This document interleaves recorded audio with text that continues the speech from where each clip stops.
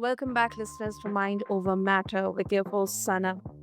Now, today we are diving into the crucial topic of implementation, what we learn from it. In this episode, we explore how life's hard earned lessons, whether from personal trials, professional challenges, or the journey to recovery, can be transformed into actionable steps that foster growth, empowerment, and resilience. And I'm thrilled to introduce our first time guest, Batrice Cordova, who is a survivor, entrepreneur, and advocate whose extraordinary journey from trauma to triumph is nothing short of inspirational. Batrice's story is a testament to the power of implementing what we learn, no matter the obstacles, and I can't wait to hear how she continues to empower herself and others through her remarkable actions. So, Batrice, welcome to the show, and it's an absolute honor having you with us. Thank you so much. It's an honor to be with you. So, Patrice, your life has taught you countless lessons through both pain and perseverance. So, can you share how you have taken those lessons and actively implemented them into your daily life to drive your personal transformation? Um, since I've been on um a journey of recovery and self-healing and just empowering myself, I have really been wanting to learn how to learn from my past mistakes and learn really why I was in those situations in the beginning and try to change that and think about those clues that I may have missed to help others in the future because now I'm doing so much better. I want others to maybe do better from way before that, and just kinda think about clues and different things that you can see, may or may not see, but actually implementing what I've been learning is huge. It's huge for me. Mhm. That's really powerful, Beatrice. So, what was the very first small step you took that set you on this path of intentional change? When I decided to get sober. When I decided to go to it was a treatment recovery place, and it had many that had specialized in, alcoholism, and for me, that was, one of the things. So when I decided to go there, I also decided that I wasn't ever gonna go back there. So I needed to learn everything that I possibly could to not be such a heavy drinker. At that time when I went there, I didn't know if I was gonna continue to stay sober or not. At that time, it was just day by day, but I knew that I had to take every bit of information that I was learning and learn it, or I was not going to be successful. Wow, that's really, really inspiring. And implementing what we learn, I think it's not only limited to business and entrepreneurship. Uh, it's about strengthening our mental well-being too.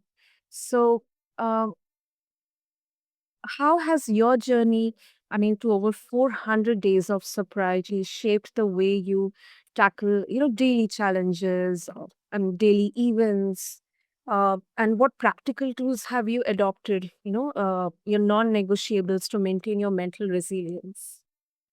Right now, I just, um for me personally, I take things day by day, even though I still make a plan and still have a future, but I break everything down into what do I need to accomplish today to get there. And I believe that has helped with a lot of my mindset, because we can have all the dreams in the world and we can say things so much, even to ourselves, that we start to believe it. But if we don't actually take that action and do it that day, we're never going to start doing it. We can all say, I want to be a business owner. But if you don't actually say, okay, let me sit down today and what kind of business do I want? And tomorrow, okay, well, like, put daily planning into being a business owner or entrepreneur. How are you gonna get there, So you can have a plan, but you have to take daily steps in that plan. I mean, things don't happen overnight, so you definitely have to have that mindset of, "What do I need to do today to get me to where I would want to be tomorrow?" Even though tomorrow's not promised, I still have a plan. Mm, I agree. I agree with you. And also, your story underscores the importance of community and support in the healing process. So, and there are voices out there who I mean, I think community support is one of the main component, when we talk about sobriety or addiction recovery and overall mental health, physical well-being recovery. So how do you implement your experiences to foster a nurturing environment for yourself as well as for those around you while still, having that independence?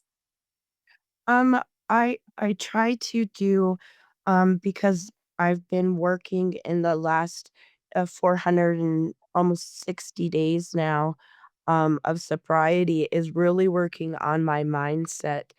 And I believe if I can't change myself or if I can't do it myself, I don't have the right to tell anybody else about it or to school anybody, anything like that. So, like, it's almost practicing what I preach to myself. Like, if Mm, I tell myself, "Today, I I want to get this done," I have to take those steps to get that done today. But even though I have a plan for the long run and where I would like to be in 5 years, I still have to take those daily steps. And, like, for me now, health and nutrition is huge. I never put um, any effort into my health and into, like, nutrition. And that being said too, of course, I was alcoholic too, of course, you don't think about that, but now I think about what am I putting in my body every day? Is this good for me? Is this healthy for me? mm, Making for sure that when I cook for my family, even my big family, when I cook a huge meal, that it's still healthy.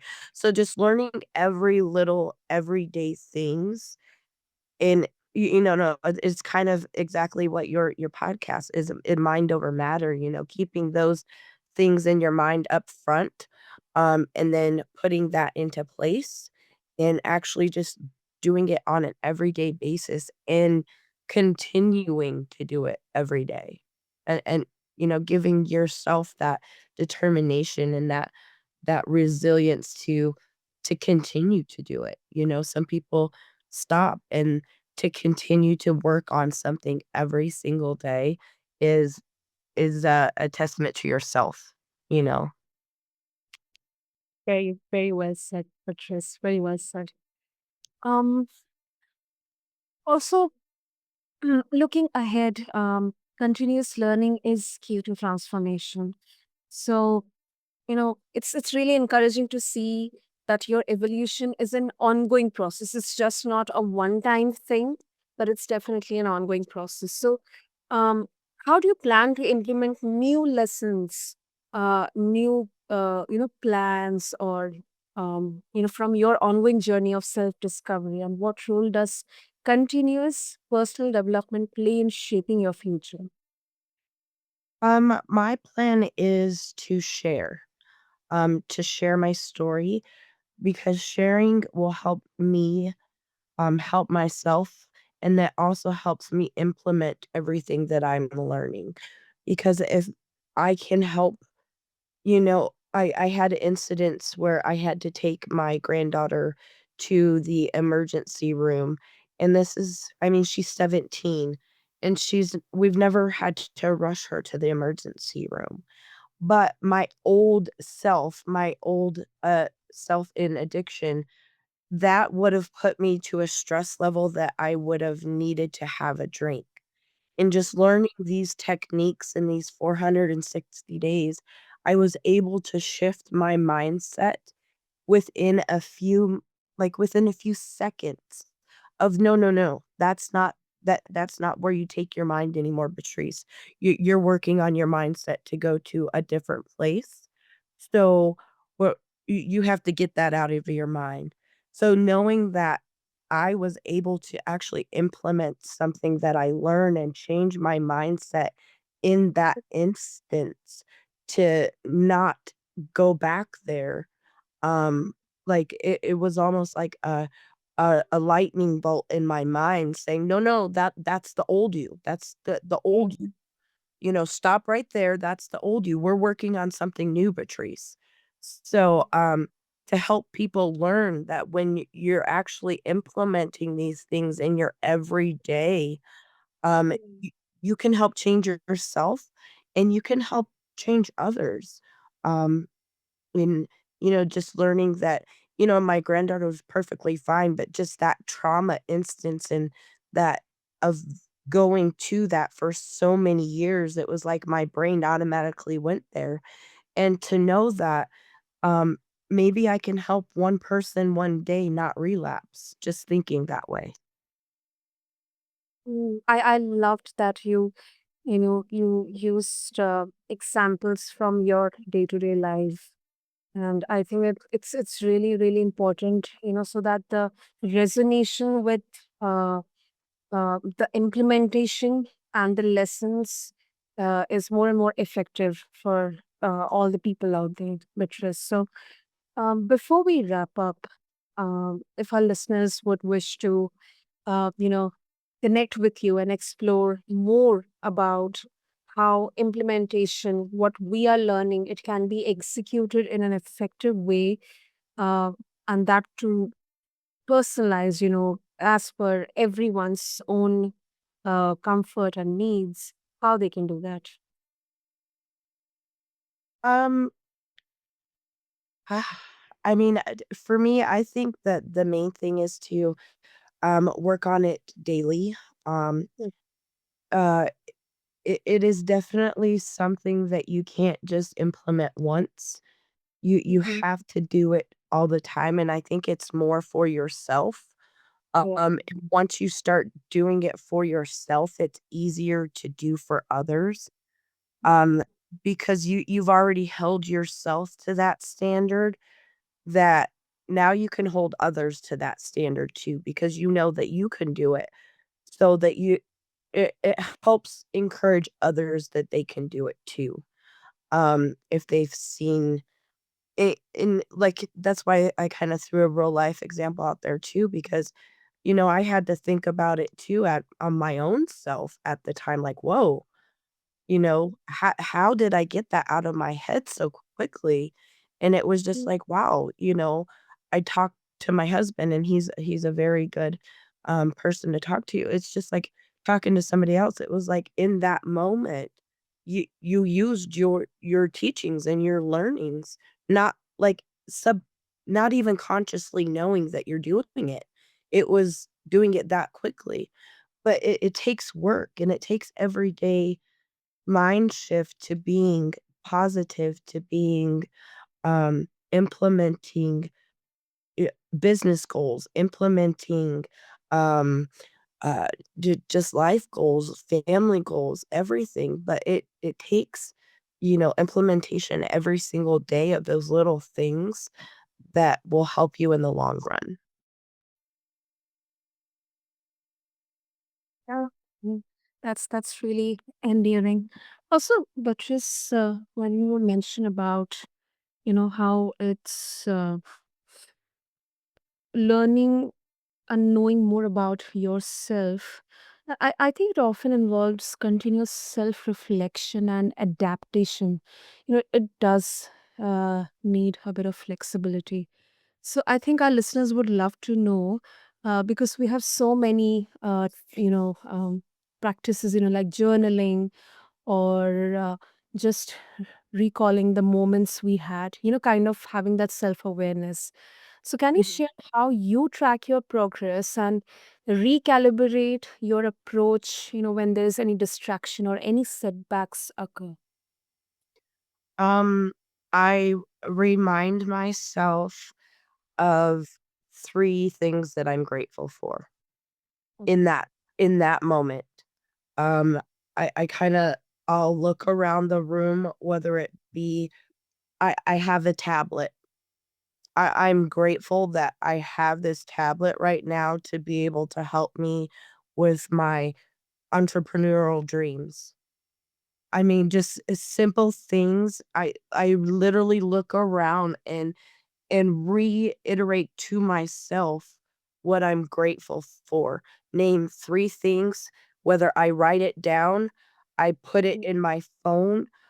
A lot of days, if I have that day, I'll write it in my planner that I have, and just 3 things really quick that I am grateful for, and I just remember those 3 things all day, and that helps me get my my gratefulness back and just my mindset back in a place of, I can get through this today. I can make it. I can make it.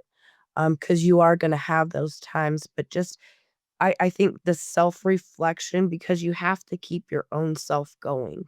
You're the only one that is going to keep yourself going for anybody. If your spouse or loved one is hurting or somebody is sick, if you make your own self sick, you're not gonna do anything better for them. So taking 5 minutes, just 5 minutes, and being grateful for 3 things has been a huge, huge, huge, like, just reflection for myself, putting myself back into to gear. Um, I mean, I don't know how it works, but it really does. If I get down or, start having negative thoughts, I really just take 5 minutes and think of 3 things. Yeah, yeah, I know it, it cannot be explained verbally. It's just about the actions. And definitely, I loved the fact that you mentioned that about how grateful that you have yourself, you have your loved ones, you have the tablet to help you keep a track, and have self-awareness. I think gratitude is definitely one of the most important accelerator in this journey of healing, recovery, personal development, whether it's in professional or personal life. Yes. Batrice, how can listeners connect with you? Well, I am on pretty much all of the platforms, Facebook, Instagram, TikTok, but I also have a link. It's, Linkmate 1, Midnight Beauty by Batrice, and that is my main link that goes to everything, that I do, being a makeup artist, I sell pharmacy products, which are amazing. That helped, it's a community of people, but it helped me build my business, Midnight Beauty by Batrice, and I wanna give back to others, um, be a recovery specialist and help others that have been in any type of trauma, domestic violence situations, substance abuse situations. So Midnight Beauty by Batrice is something that's going to do a lot. Um, and then pharmacy is just some products that I sell that I love that have helped me with my nutritional health, who have that they have helped, like, the products themselves have helped me lose weight, get healthy, just feel better about myself, so I empower beauty from the inside out, and I believe you have to start with yourself. So, those are the I am public, so you can friend request me right now or follow me, and I will hopefully be doing more and more stuff in the months to come, so That's so, so noble and empowering, Beatrice. And we'll definitely mention all the details in the show notes for our listeners to connect with you and check out everything what you're doing. And I think the mission behind all this is so, so noble and empowering. It's purpose driven business, and it all starts with you, the person inside out. So, thank you so much for sharing your raw, unfiltered insights and showing us that every lesson, no matter how tough it is, holds the power to transform our lives. Yes. And to all of our listeners, thank you for joining us on this episode of Mind Over Matter. And remember that you are not alone, and implementation is the bridge between knowledge and transformation. So keep learning, stay empowered, and until next time, be well and courageous. Thank you.